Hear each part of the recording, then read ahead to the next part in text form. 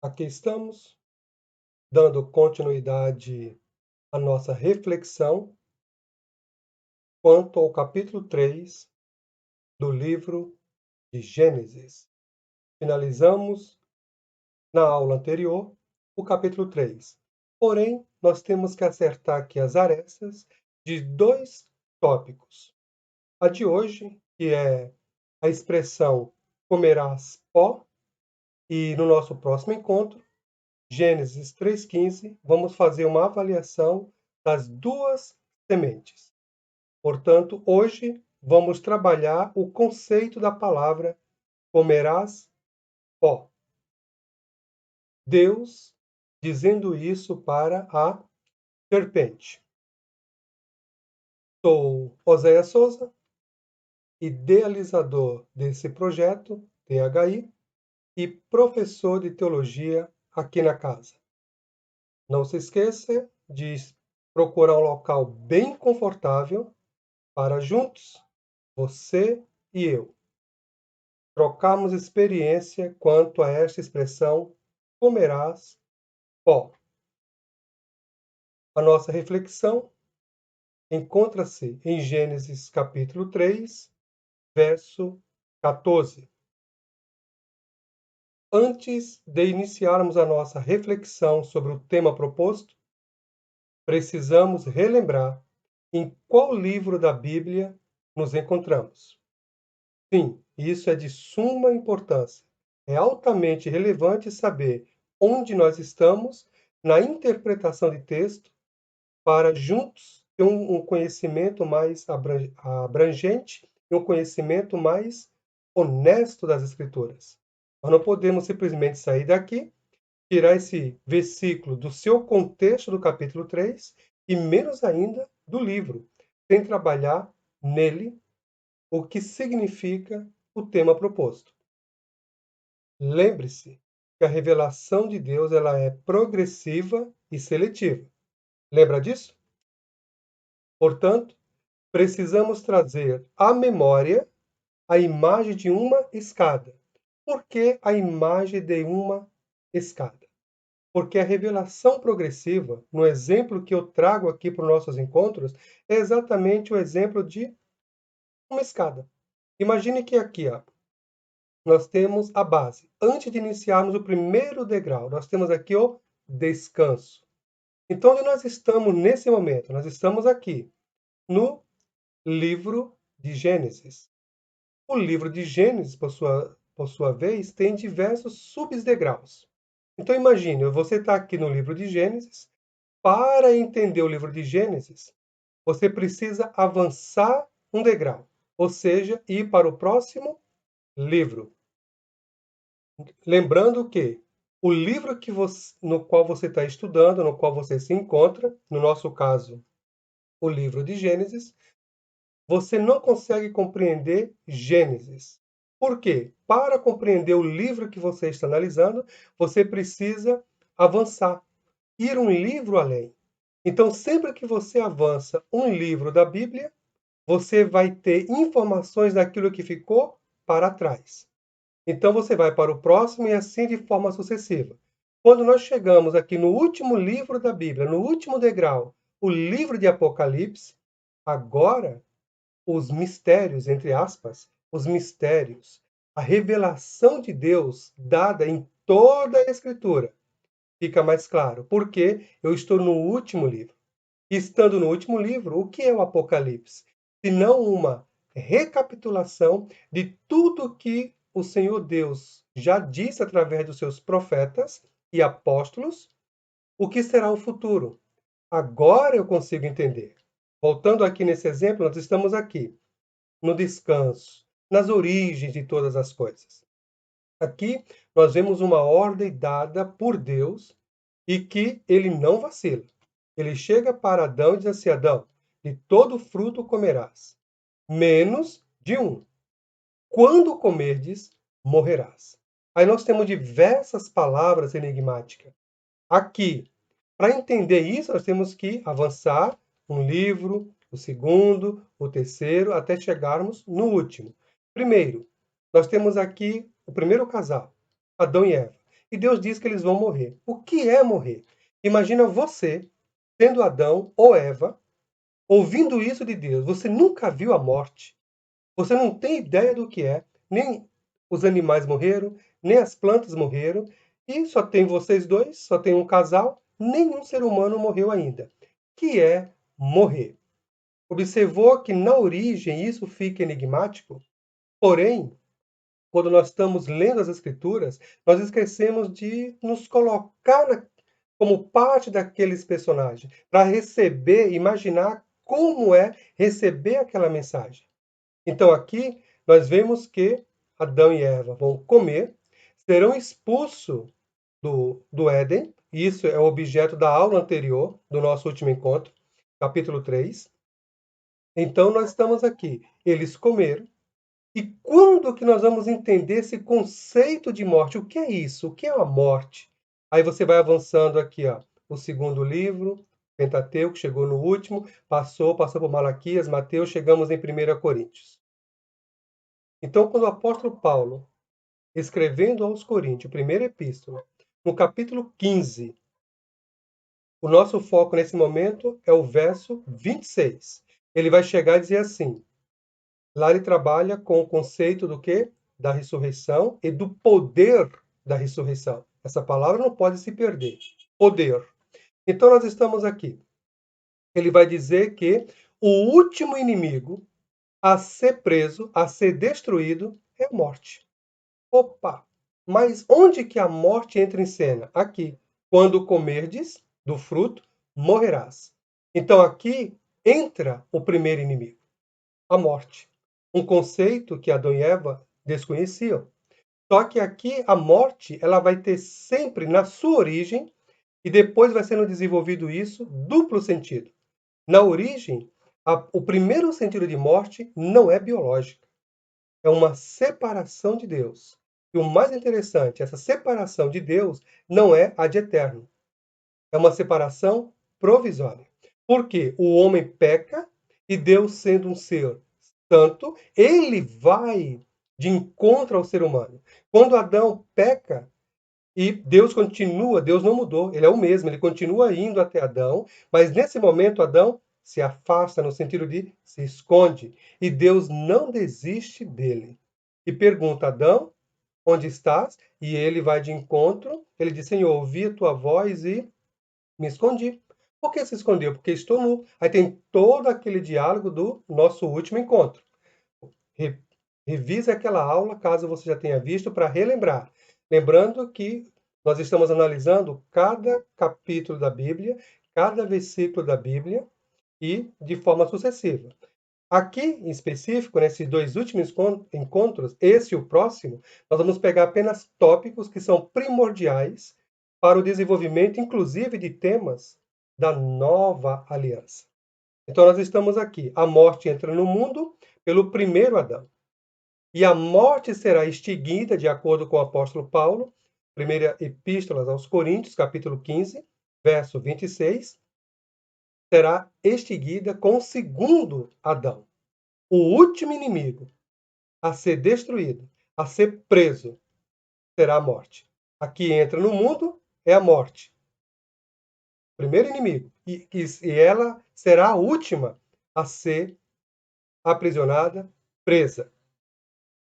Agora que relembramos aqueles primeiros encontros de Gênesis capítulo 1 com essa ideia da escada, o que é que, com isso em mente, o que é que eu preciso que você também fique atento? Sempre lembrando que a palavra de Deus ela é progressiva e seletiva. Por que progressiva? Deus fala algo para alguém aqui e ele não desenvolve esse tema. O que Deus fala para alguém pela primeira vez é o embrião. E esse embrião é um mistério. Mas Deus vai desenvolvendo, fazendo essa palavra, essa determinação de Deus crescer, desenvolver, conforme ele vai avançando na história. Então, quando Deus chama Abraão, Abraão e Sara não podem ter filhos. Vai falar, mas é Sara. Eles não tinham filhos. Aí Deus promete para Abraão que vai fazer dele uma grande nação, um grande povo. E como é que nós vamos vendo o desenrolar disso? Imagina isso na mente de Abraão, recebendo essa informação de Deus. Farei de você uma grande nação. E ele tem ciência disso, das suas limitações. Fala assim: olha, eu sou avançado em idade, a minha mulher cessou os costumes das mulheres, essa promessa não tem como se cumprir comigo. Quem vai herdar todas as minhas coisas é o meu escravo nascido na minha casa. E quando que isso vai desenrolando? Então lembre-se, a primeira vez que Deus dá uma palavra, essa palavra é uma palavra embrionária, está nascendo, está desenvolvendo. Mas desenvolvendo onde? Na mente de Deus. E Deus vai revelando isso aos poucos. Só que quando Deus revela aos poucos, faz essa palavra embrionária desenvolver, despertar, ele não retoma os tópicos do que foi dito anteriormente. Ele já revela como que as pessoas já estão cientes daquilo, porque estão. A revelação da palavra de Deus é dada a um povo, Israel. Então esse povo tinha por hábito trazer à memória de tempos em tempos a revelação dada por Deus aos profetas, posteriormente aos apóstolos. Então vamos dar um exemplo. No Evangelho de Lucas, capítulo 4, verso 6, nos deparamos com um mistério. Mistério aqui entre aspas. Mistério no sentido de que Deus não revela o conceito do que está lá no capítulo 4 de Lucas, verso 6. Deus não revela. Por que ele não revela? Porque quando Lucas escreve, ele está escrevendo para um público que conhecia tudo isso. Então é mistério para nós que estamos há praticamente mais de 2000 anos depois do documento escrito. Então, para a gente é um mistério, mas é um mistério que está revelado nas Escrituras. É um mistério, novamente, é uma palavra mistério, dentro do capítulo 4, verso 6, revelada em todo o contexto das Escrituras. Então, vamos ver esse mistério. Lá em Lucas, abra sua Bíblia, Lucas 4, verso 6. Lucas vai sobre a tentação de Jesus. Isso também vai se repetir lá em Mateus capítulo 4, mas o nosso foco é Lucas. Lucas 4, 6, quando o Senhor Jesus ele é batizado e ele é impulsionado, levado ao deserto para ser tentado, e em algum momento da tentação de Jesus, vai acontecer esse verso 6, algo enigmático, que diz assim: E disse-lhe, quem diz isso? O diabo para o Senhor Jesus. E disse-lhe, dar-te-ei toda a autoridade e glória destes reinos. Ele mostra vários reinos para Jesus. Porque me foi entregue, e a dou a quem eu quiser. Observou? Grifa na sua Bíblia, porque me foi entregue. Porque a mim foi dado. É essa a expressão, o conceito. Você já parou para perguntar aqui em Lucas 4,6? Em que momento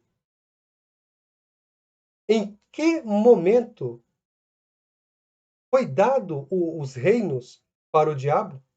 Quem deu o reino deste mundo ao diabo? Já parou para pensar, perguntar, indagar isso para o texto? Quando foi dado o reino ao diabo? Olha a pergunta. Quem deu e quando foi dado? Esse, entre aspas, é o mistério que se encontra nesse versículo. Então, para ter uma resposta, nós precisamos parar e refletir muito em todo o contexto bíblico. Imagine uma espiral de caderno, aqueles universitários. Imagine aquela espiral. Então, nós temos lá vários gominhos. Aquilo é a revelação de Deus. Então, nós estamos no primeiro círculo da espiral e nós precisamos avançar para saber o que tem depois. E o depois vai trazendo luz ao que está para trás. Agora, imagine que você pegue somente a espiral e depois alongue essa espiral. Pegue de ponta a ponta e estique essa espiral. Ela vai ficar, vamos dizer assim, uma reta. Não vai ficar totalmente porque é uma máquina que faz aquilo. Então você estica de ponta a ponta, vai ficar uma reta. Quando nós estamos estudando as escrituras, nós precisamos fazer isso. Pegar o texto que você está, começar lá na origem, lá em Gênesis, e mentalmente trabalhando o texto. Em Gênesis acontece isso, fazendo um resumo mental, em Êxodo, Levítico, Número, Deuteronômio, Josué, e vai indo até chegar no texto que você está, e depois você avança, não pode terminar. Você termina onde? No livro de Apocalipse. Então, essa expressão, por que me foi entregue? Em lugar nenhum da Bíblia você vai encontrar um texto que diga que Deus ou qualquer outro ser entregou ao diabo o domínio. Muito pelo contrário. Quando você se depara com o texto bíblico, diz que Deus deu os reinos, no caso, a terra, para o homem e a mulher. Diz assim: crescei, multiplicai e dominai-a. Dominai sobre todas as coisas. Essa autoridade foi concedida ao homem. Então, fica a pergunta: quando que o reino deste mundo foi dado ao diabo? E quem deu ao diabo? Essa é a pergunta que você precisa responder. Não é objeto aqui do nosso tema. Eu estou só problematizando. Não obstante a esse texto de Lucas 4:6, temos também um texto emblemático, que é 2 Coríntios, capítulo 4. Vejamos.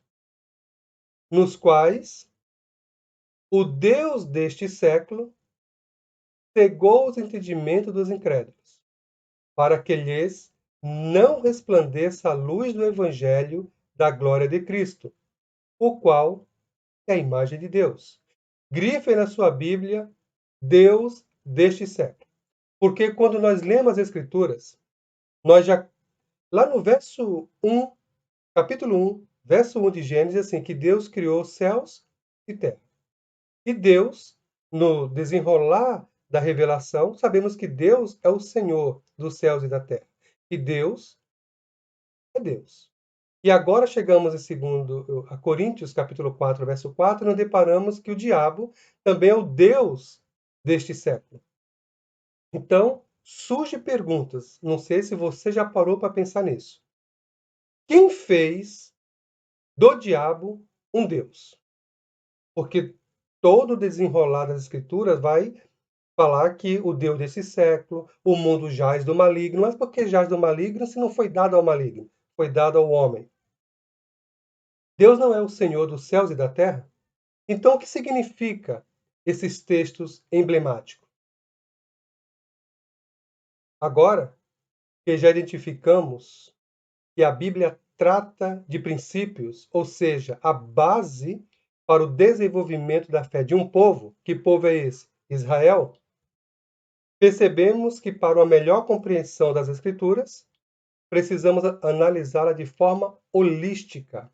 O que é holística? De forma completa.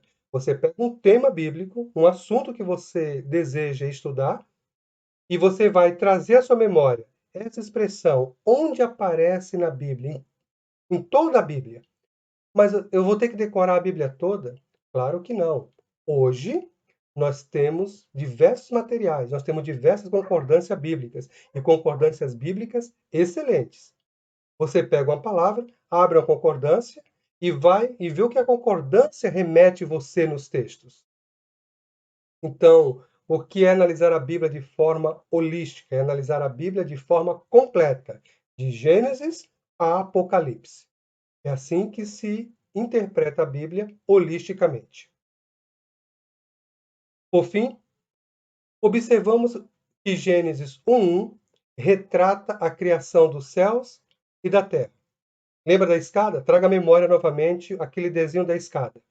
Observa que nós estamos tratando aqui no livro de Gênesis de palavras embrionárias. Ou seja, Deus ele dá uma palavra, no livro de Gênesis ele não desenvolve o conceito dessa palavra, ele vai desenvolver mais para frente. E assim mesmo, quando ele está desenvolvendo esse diálogo, ele não retoma a base. Ele já trata de um assunto como que todas as pessoas dali para frente já conhecem o que foi dito para trás. Todavia, o que é descrito nos versos seguintes descreve apenas o que Deus fez na terra, omitindo o que ele fez nos céus. Isso onde? Eu quero que você atente para essa parte embrionária. Gênesis 1, capítulo 1, descreve: no princípio, criou Deus os céus e a terra. E o mais interessante, o que vem em seguida não fala nada do que Deus criou nos céus. Nada. E a Bíblia vai finalizar o cânon, chegando em Apocalipse, trazendo apenas insights do que há no céu. Mas a Bíblia não desenvolve. E o ápice do não desenvolvimento do que Deus fez no céu são perguntas feitas ao Senhor Jesus, onde ele vai dizer: olha, se eu falo de coisas naturais e vocês não compreendem, imagina se eu falar de coisas celestiais que vocês nunca viram. E o apóstolo Paulo vai dizer que conhece um homem sem corpo e espírito, ele não sabe dizer, foi ao terceiro céu. E viu coisas que é indescritíveis, inefável. Ou seja, é impossível descrever o que ele viu nos céus. Então, observa de novo, as palavras embrionárias, os insights que Deus vai dando para que a gente possa parar e refletir e nos aprofundarmos na revelação dada e não nas especulações. E sem nenhuma explicação lá de Gênesis 1, como nós vimos, ele fala do que Deus criou céus e terra, depois não vai em lugar nenhum descrever o que Deus criou nos céus, mas simplesmente coisas que Deus criou nos céus começam a aparecer na terra sem nenhuma explicação. E sem nenhuma explicação do que Deus fez nos céus, Moisés descreve seres celestes, ainda no capítulo 3. Ele vai introduzir no capítulo 3 o quê? Querubins. Aí perguntamos, mas que são querubins? Então Moisés inclui os querubins, não desenvolve, não diz o que são, e nós vamos, na revelação de Deus, vai aparecer em outros textos os querubins e que não são explicados quem são. Não é explicado uma hierarquia, logo nos primórdios da humanidade.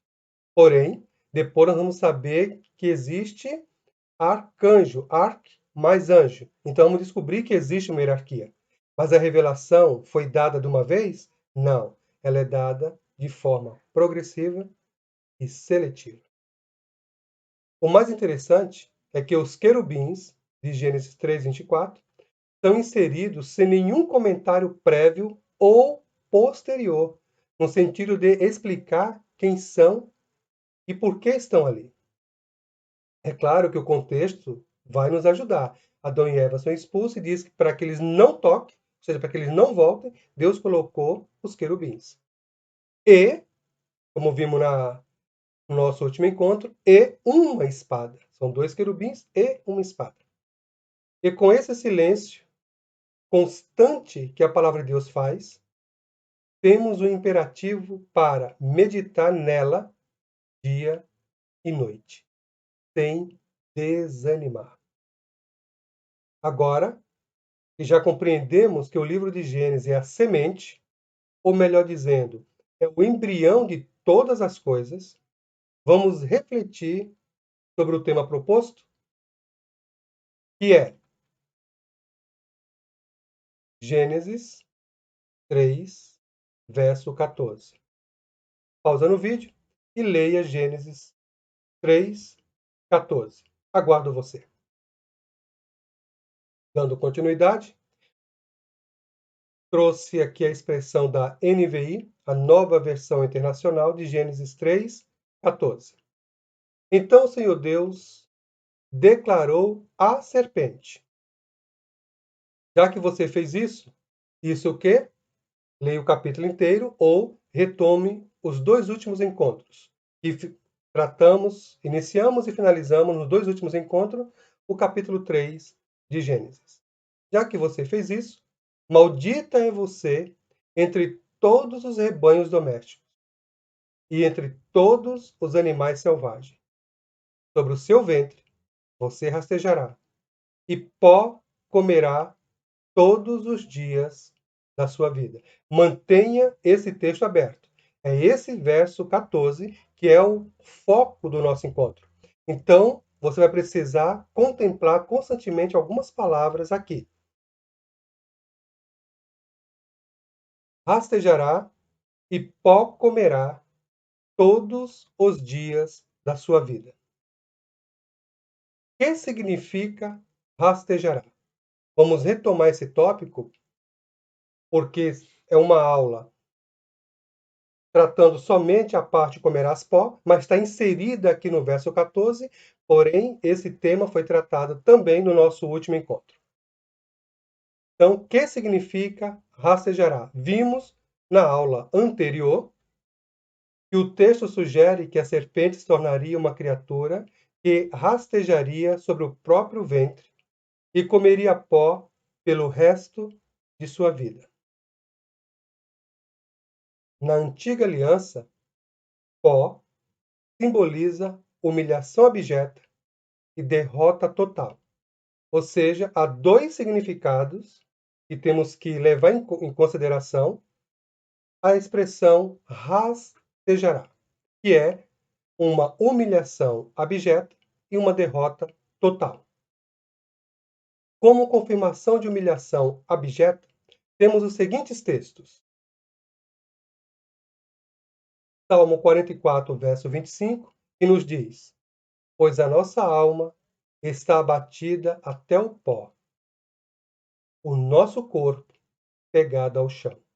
Também temos aqui no Salmo 72, verso 9, que retrata: incline-se diante dele os seus adversários, e os seus inimigos lambam o pó. Agora, como derrota total, devemos refletir sobre os seguintes textos. Isaías 25, verso 12, que diz: e abaixará as altas fortalezas dos teus muros, abatê-las-á e derrubá-las-á por terra até o pó. Também em Miqueias 7:17, temos: lamberão o pó como serpentes, como répteis da terra, tremendo sairão dos seus esconderijos. Com pavor virão ao Senhor nosso Deus e terão medo de ti. Esses textos que trouxe apenas para exemplificar não são exaurientes, são literalmente exemplificativos. Tem muito mais textos que vai tratar desses assuntos. Com base nesses exemplos, creio que agora já entendemos que rastejar fala de um estado de humilhação da serpente. E este estado vai se tornar cada vez mais explícito no verso 15 e seguintes do capítulo 3. Agora, vamos compreender, entre aspas, o seu cardápio. Porque, além de rastejar, ela tem um cardápio próprio. Para uma correta interpretação de texto, ou seja, uma correta hermenêutica, precisamos, em primeira mão, analisar o texto de forma literal.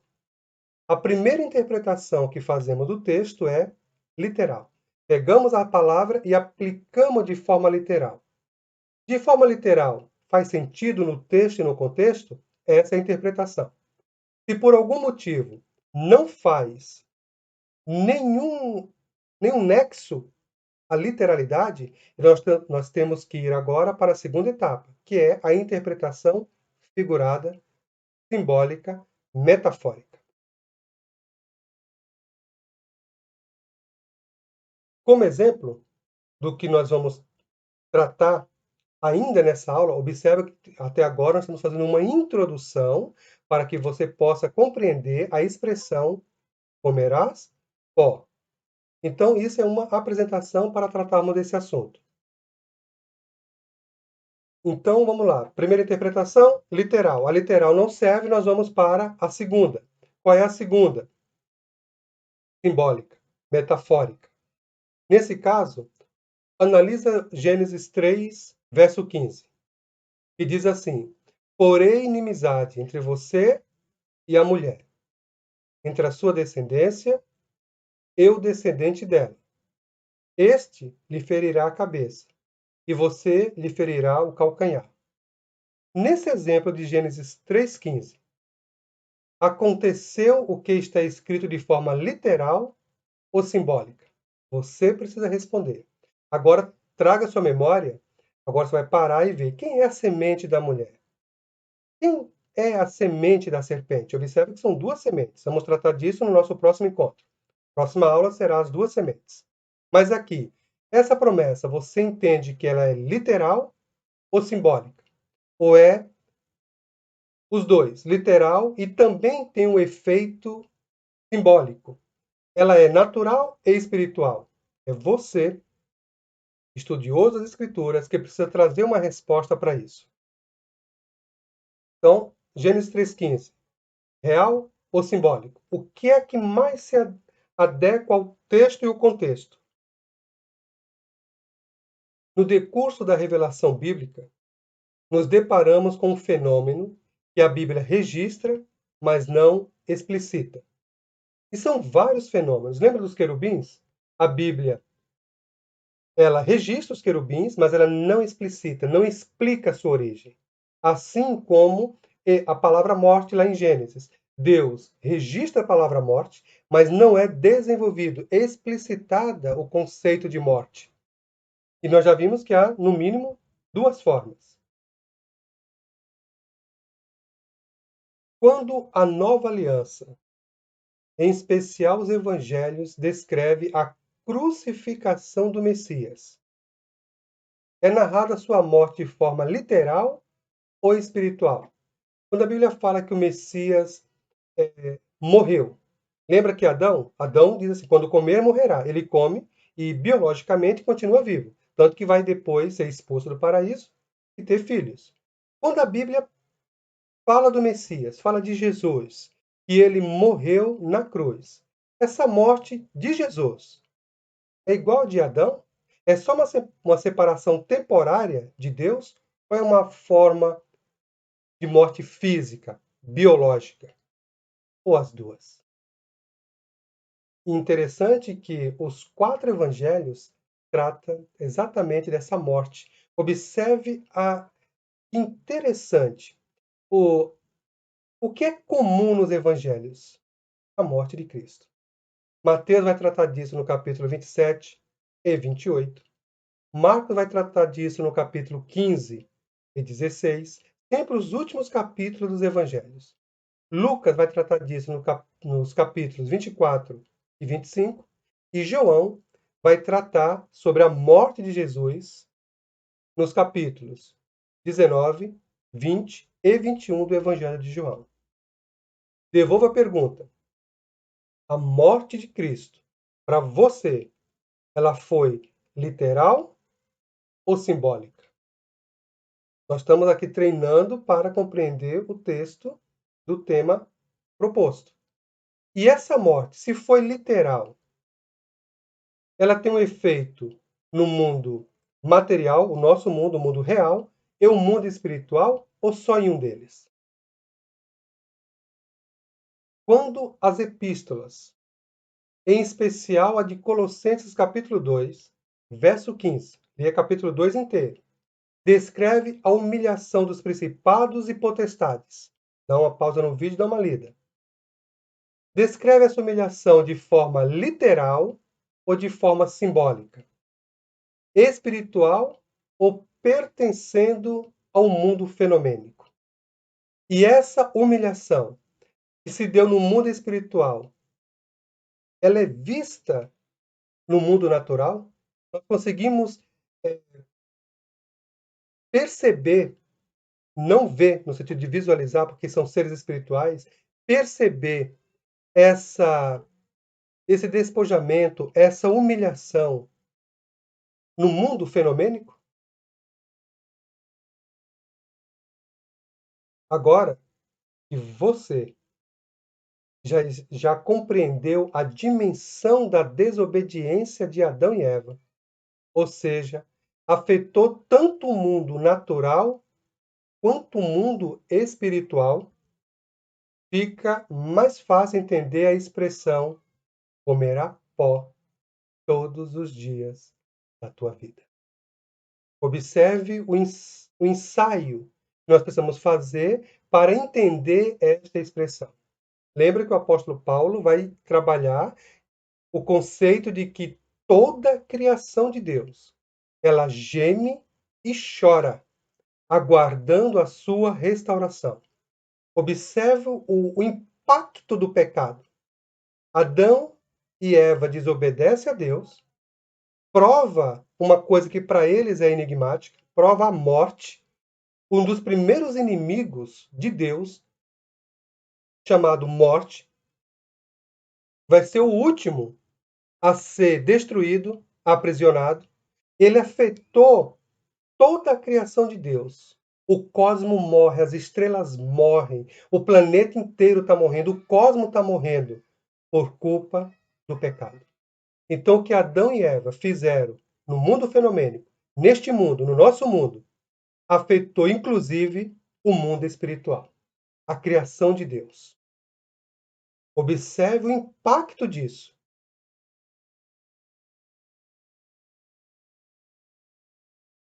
Precisamos responder mais uma indagação. Quando a Bíblia fala, registra que a serpente vai rastejar e vai comer pó. O que significa comer pó? Você já parou para pensar nisso? Já dormiu sobre a Bíblia, refletindo nesse tópico? E quando você percebeu, você já estava dormindo e não deu certo, você teve que levantar e tocar a vida? Por muito e muito tempo, eu já me debrucei sobre a reflexão dessa expressão. Voltando à pergunta, você precisa responder essa pergunta. Literalmente, lembra que a primeira interpretação é literal? Literalmente, serpente se alimenta de quê? Qual é o alimento de uma serpente? A serpente é o animal, que ali nós temos um jogo. Tanto o animal, que vai rastejar, quanto o ser espiritual que utilizou o animal. Ali a maldição são para os dois distintamente. Qual é o cardápio desse animal astuto? Parou para pensar? Quando fala comerás pó, que pó? No habitat natural, a serpente é carnívora. Algumas até comem ovos, mas seu prato predileto são outros animais. Elas, a serpente, se alimentam de aranhas, ratos, lacraias, lesmas, sapos, lagartos, aves e pequenos mamíferos. Uma coisa nós sabemos: as serpentes não se alimentam de pó. Então, o que significa a expressão comerás pó? E aqui eu preciso que você leia o capítulo 3 inteiro, antes de dar continuidade na nossa reflexão. Pausa no vídeo, leia o capítulo inteiro, capítulo 3 completo, para depois dar sequência. Caso contrário, talvez você venha se perder na nossa interpretação. Lembrando que essa é uma análise do Oséias Souza. É uma análise aqui do THI. Dentro do contexto no qual nos encontramos, o que significa pó? Lembra que a serpente tem um cardápio? Vai comer pó. O que é pó? Nesse contexto de Gênesis capítulo 1, 2 e 3. Por que nós temos que analisar dentro do contexto? Porque nós não avançamos. Nós não estamos no capítulo 4, 5 e 6. Porém, o que vai acontecer no capítulo 4, 5 e 6, em especial no capítulo 6, tem origem aqui, nessa expressão, comerás pó. Daremos continuidade.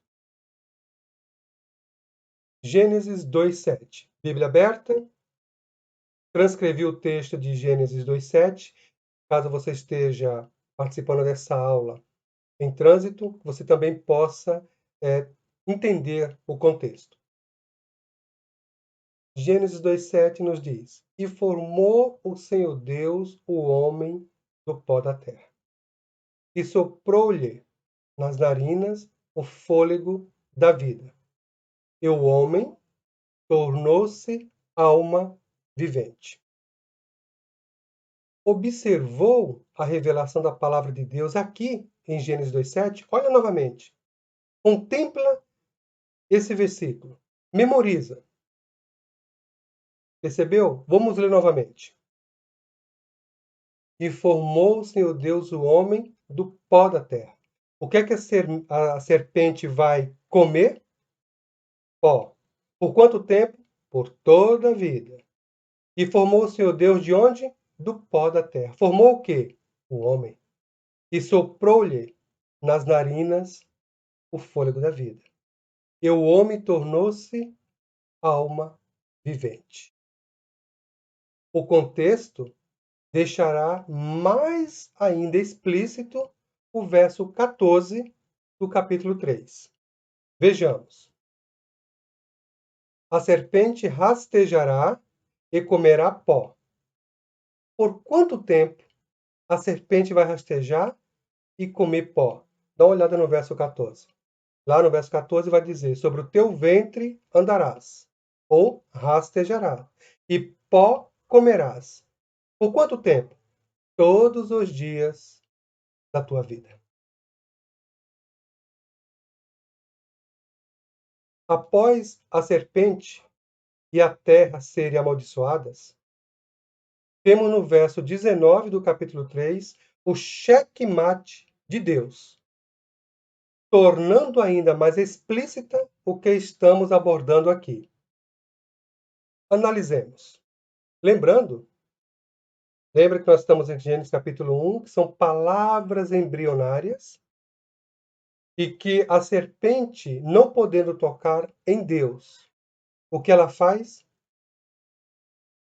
Ela toca no que a Bíblia vai dizer mais para frente, no decurso do tempo, que o ser humano, no caso específico Israel, é como a menina dos olhos de Deus. Então, o diabo, não podendo tocar em Deus, toca naquilo que Deus tem de mais importante, a sua criação, o ser humano.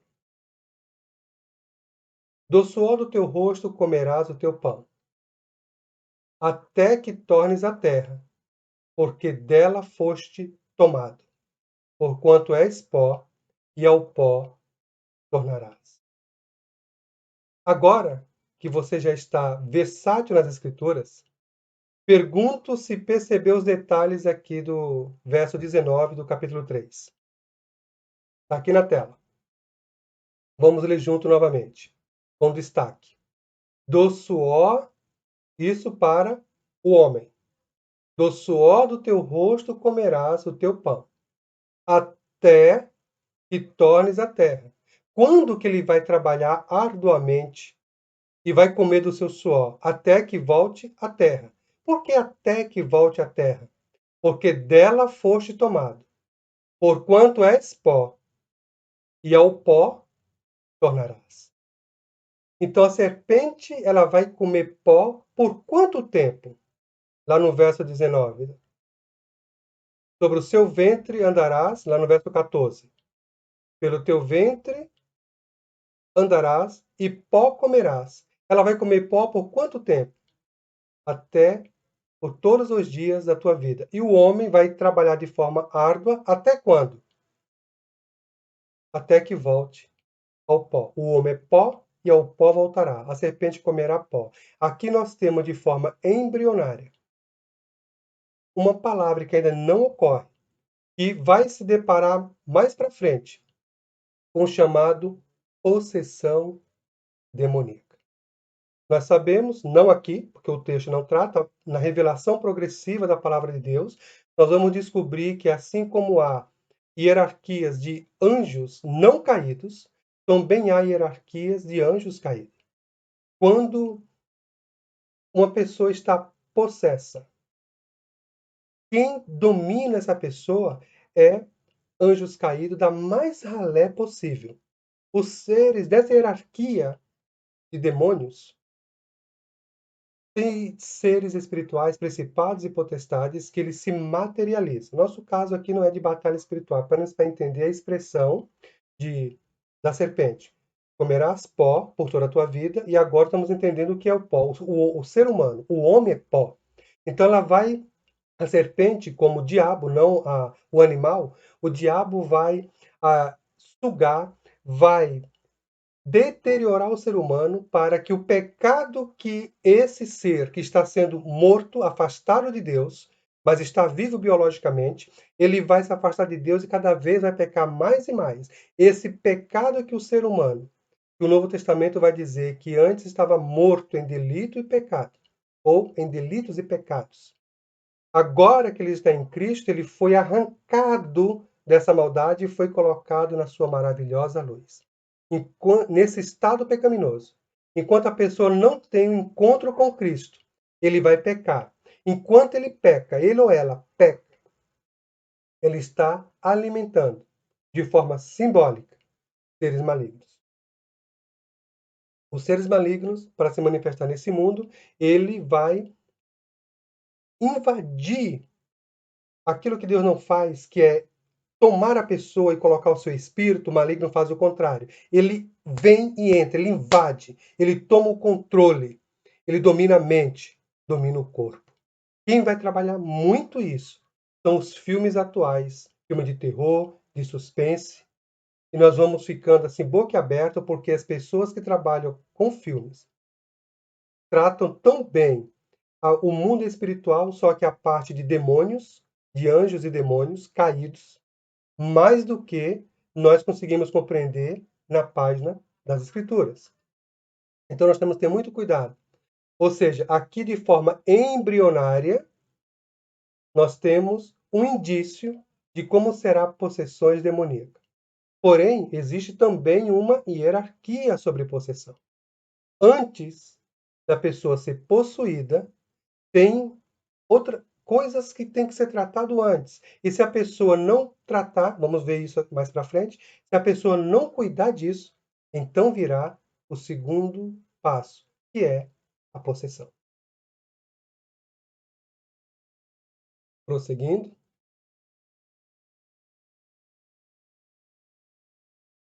as escrituras demonstram, sem explicitar, detalhar, a maior batalha de todos os tempos. A guerra entre o bem e o mal, entre Deus e os principados e potestades deste mundo tenebroso. A guerra entre os filhos da luz e os filhos das trevas, entre os filhos de Deus e os filhos dos homens. A partir do capítulo 4 de Gênesis, teremos todo o desenrolar dessa guerra. E a palavra inspirada vai traçar o passo a passo da decadência humana. Ou seja, primeiro ocorre a influência satânica. E se a pessoa não cuidar, virá o próximo passo, que é a possessão. Então, hierarquicamente falando, primeiro ocorre a influência. A pessoa é influenciada.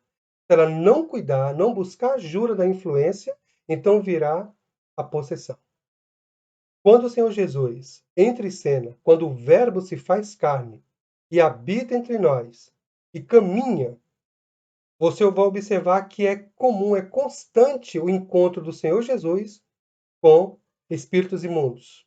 E cada um deles com uma função determinada. Gera surdez, mudez. Não estou dizendo que quem é mudo, quem é surdo são demônios, nada disso.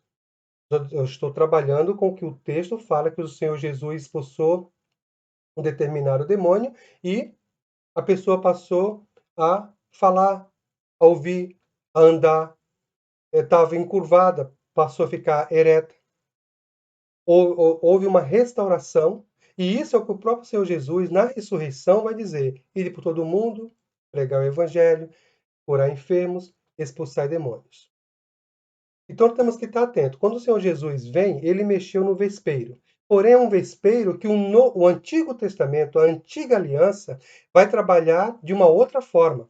Vai trabalhar com as pessoas entrando em êxtase, servindo a diversas divindades, como Moloque, sacrificando seus filhos. Então, lá, esse afastamento, essa morte de Deus, a pessoa começa a buscar a suprir esse vazio de Deus no seu íntimo, buscando idolatria.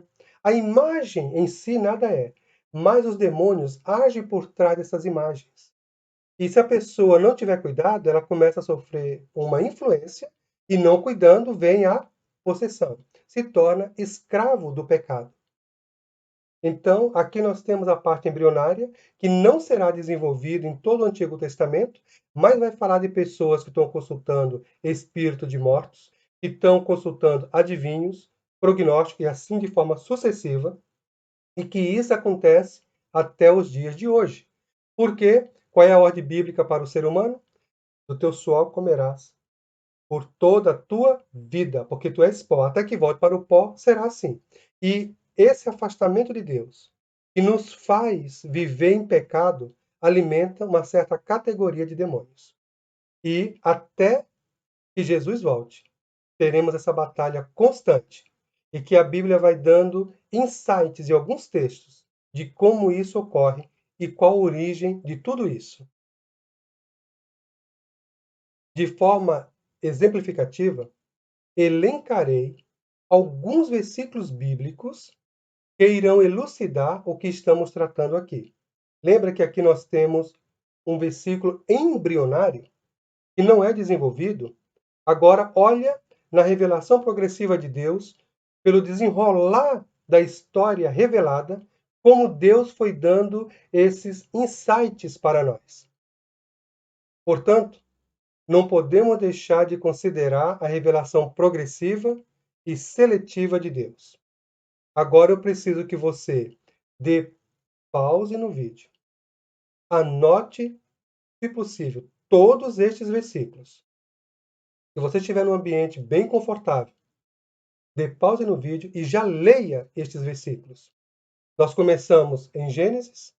Eu tentei fazer aqui, pegar os textos de forma seletiva, para que você possa compreender a amplitude dessa batalha espiritual que será até a segunda vinda de Cristo. Uma batalha constante. Levítico 19:31, Deuteronômio 13, versos de 1 a 5, Deuteronômio 18, versos de 9 a 14, Juízes 9, 23, 1 Samuel 16, de 14 a 23, 1 Samuel 18, verso 10, 1 Samuel 19, verso 9, 1 Samuel, capítulo 28, inteiro. 2 Crônicas 18, de 19 a 22, Isaías 8, 19 a 20, Isaías 14, de 12 a 15, Isaías 45, verso 7, Ezequiel 28, de 11 a 19, Mateus 9, 32 e 33, Mateus 12, 22, Mateus 17, 18, Marcos 5, de 1 a 20, Marcos 7, 26 a 30, Lucas 4, 33 a 36, Lucas 22, verso 3, Atos 16, 16 a 18, 2 Coríntios 11, 14, Apocalipse 12, verso 9. Então, nesses versículos, vocês vão observar como começou de forma embrionária, aqui em Gênesis 3, 14, e como isso que nós estamos estudando aqui, a influência e a possessão, como ídolos, foram tomando espaço nas Escrituras, e como a Bíblia vai tratar disso até o advento do Messias, o segundo, porque ele já veio a primeira vez.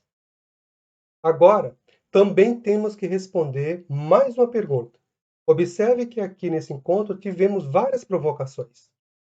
E são vocês que têm que trazer a resposta.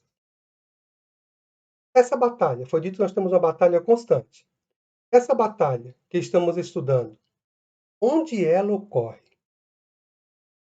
No mundo natural, no mundo fenomênico ou no mundo espiritual? Onde ocorre essa batalha?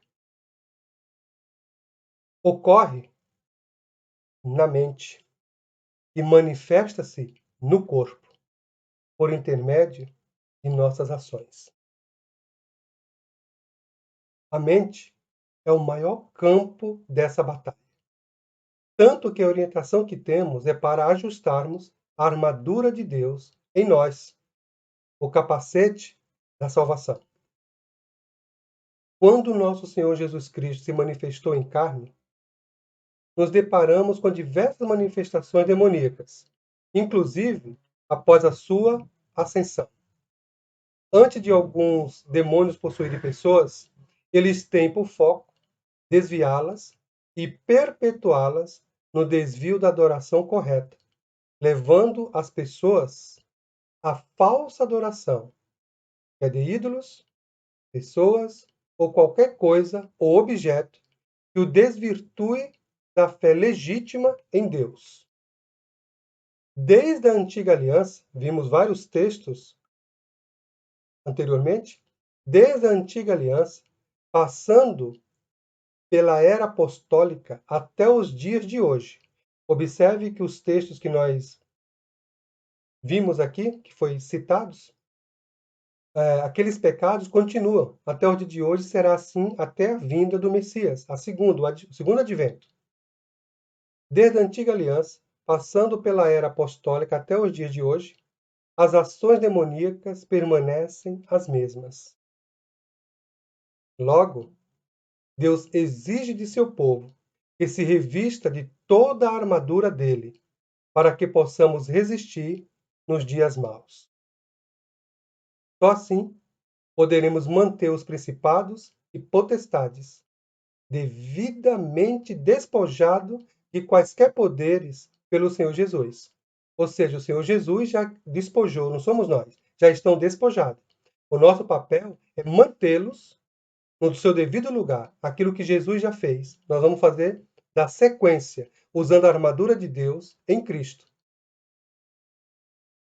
Quaisquer poderes já feitos pelo Senhor Jesus no devido lugar, a saber, embaixo dos seus pés, que é a igreja.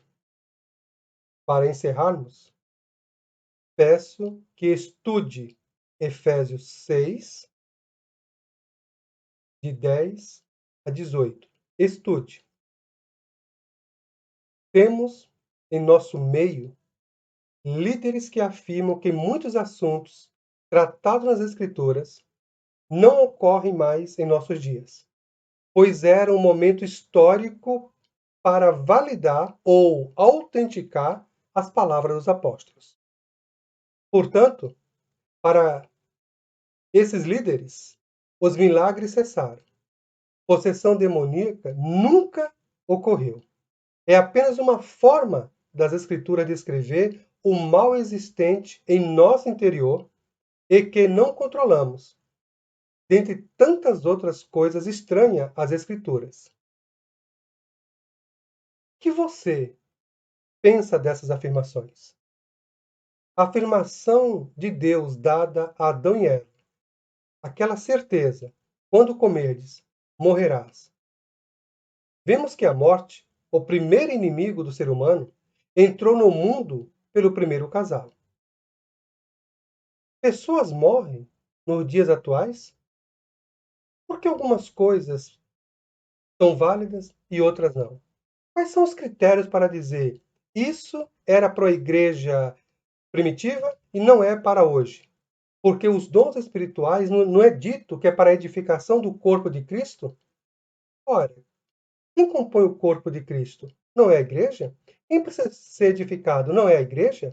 Por que quem cessou os dons? Se a Bíblia diz que enquanto houver igreja, ela tem que ser edificada. E os dons é uma das ferramentas que Deus utiliza para a edificação do corpo de Cristo, um crescimento saudável. A nova aliança, lá em 1 Coríntios, capítulo 15, verso 16, como já foi dito anteriormente, Paulo nos exorta e afirma que o último inimigo a ser preso será a morte. Com isso, qual é a conclusão que nós tiramos dessa afirmação de Paulo com esse estudo? Que a morte, o último inimigo, a morte morreu na morte e na ressurreição de Jesus Cristo. Ela perdeu o seu poder. Lembra que o apóstolo Paulo vai trabalhar sobre o poder da ressurreição? Então, esse poder que ressuscitou Jesus Cristo dentre os mortos é o mesmo poder que habita em você e habita em mim. E esse poder deixa a morte no seu devido lugar. Ó morte, onde está, ó morte, o teu agrilhão? Até o advento de Cristo, o segundo advento, a igreja terá que lutar contra principados e potestades deste mundo tenebroso. E as nossas armas não são carnais, ou seja, naturais. São forjadas por Deus em Cristo Jesus. Enquanto Deus não tirar a igreja do mundo, aqueles que têm a mente de Cristo e emana o cheiro suave do Messias estarão alistados nessa batalha do bem versus o mal. Nessa batalha do bem versus o mal, em qual lado você pretende estar? O alistamento para o exército de Deus está aberto. Sabe até onde? Até o soar da última trombeta. Peço que você leia, ou melhor, deguste cada palavra do apóstolo Paulo lá em Efésios, capítulo 5, versos 14 e 20. Não leia apenas, deguste cada palavra. Não perca o nosso próximo encontro sobre as duas sementes de Gênesis 3, capítulo 15. Encontro você na próxima aula. Até mais.